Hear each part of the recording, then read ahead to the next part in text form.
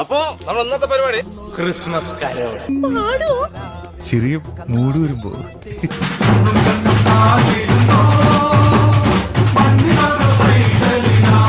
ഒരുപാട് ഇടപെടികളുള്ള നാട്ടിൽ ആർക്കായാലും വഴിതെറ്റു വച്ചാൽ അയ്യോ വയ്യ വയ്യ കഥ ഇനിയാണ് ആരംഭിക്കുന്നത്.